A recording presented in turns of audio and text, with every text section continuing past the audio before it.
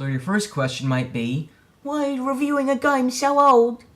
And then your second question might be, and why do you keep reading my questions in such a silly voice? Both of these have very easy answers. One, I couldn't find a single negative review for this game and thought that was criminal. And two, if I'm gonna straw man, I might as well ham it up. Now first off, this is not a bad game. Not at all. I just don't like it. And I know that may not make sense to you, but don't worry, you'll learn to love me. Sooner or later. That pickup line does not work in real life. First off, the story. From what I saw, I stopped playing after about 4 hours in, and I'll explain why in a second, is alright. Not amazing, not Uncharted or the first two Mass Effects you heard maybe, but definitely not as bad as Destiny's, or lack thereof.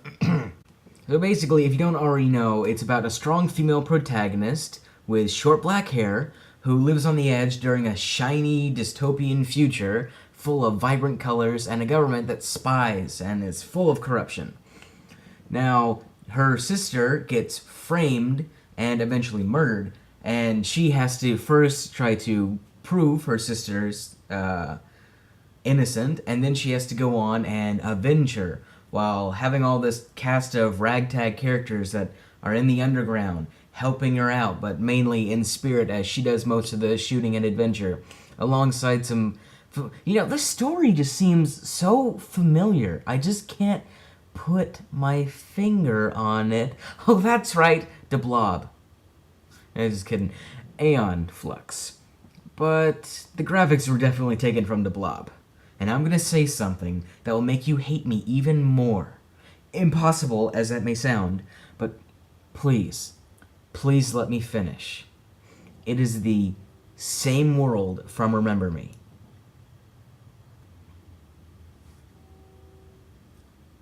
Still here? Good. And I am aware that Remember Me came out much later. In fact, a few people, when they saw the trailer, actually thought it was going to be a sequel to Mirror's Edge. Because the girl looked a bit the same, just with better graphics, the world looked similar, it focused on parkour, etc. My point is that the storylines, or at least the worlds that they lived in, are very similar. And Remember Me did it better. And I don't think, and I did not say this lightly, okay, I hated Remember Me. I platinumed it, don't ask me why, but I hated it. It's just full of stupid electronic seatbelts. So stupid. They could make a t-shirt saying, if Remember Me did it better, you should feel bad. Sorry, I'm rambling now. Basically, with the story from Aeon Flux, the graphics from The Blob, why do so many people think this is an original game? Well, that's because it basically pioneered the first-person parkour genre. Free-running genre. There's a difference. There's a huge difference. So here's what's wrong with it. First off, the controls. Like the actual controls, the buttons which you press to make your character a go-go. Super backwards. Kind of like how in Kingdom Hearts, when you first started playing, you were like, well, this is gonna take some getting used to. Except Kingdom Hearts was a brand new experience that needed brand new controls. This game is about jumping and climbing. X is jump. Why don't game companies understand this? No offense if you're Japanese, you have an excuse.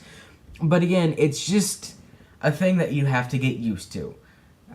Just like you had to get used to the aiming in Coded Arms. And don't get me started on the shooting in this game. It's bad. No indication of ammo. You cease to be able to free run with certain objects. Hip fire only. Shotguns are just a joke. Luckily, you don't have to shoot much. You can normally just parkour past them. Speaking of the parkour, in itself, it's alright.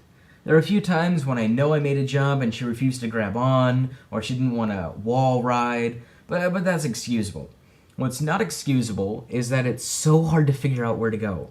And it's not like I can't find an escape route. It's just that one of two things will normally happen. One, the game doesn't want me to go that way. I'm supposed to go somewhere else, but I didn't see that. I saw this alleyway, so it's like, oh, nope, can't run up this wall. Nope, can't vault over this. It takes away abilities you already have just because it doesn't want you to go into a certain area, which makes exploring a bit of a pain.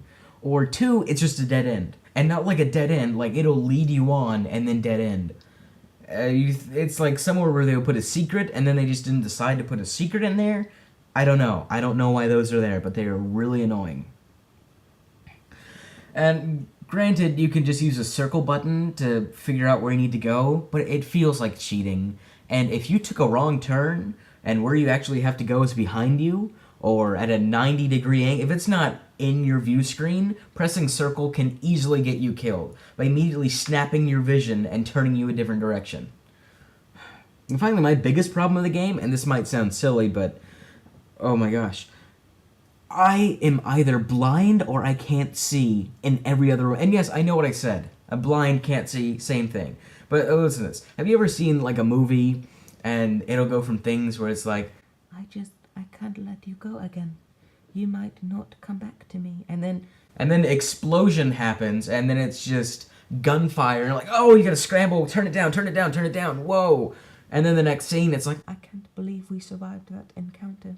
Maybe next time we should bring Morgan. And you read that and you're like, did the editor just not, was he deaf? What's going on? Same thing in this game, except with brightness. You walk indoors and it's like, wow, I can't see. And then you walk outside and it's like, wow, my eyes, they burn. The only difference is, while watching a TV show, it can still go. And all you gotta do is you gotta press the button, the little volume control. That's it.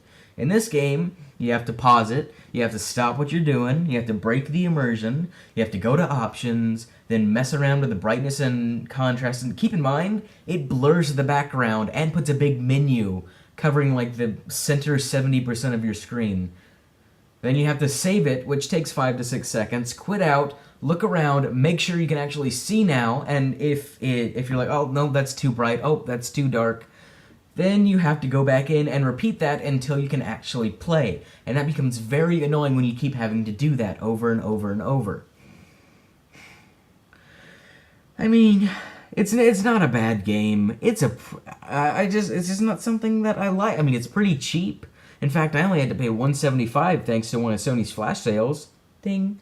But I feel like I'm just going off on it for no reason. So I guess maybe in the end I'm just being overly critical. Thanks for watching.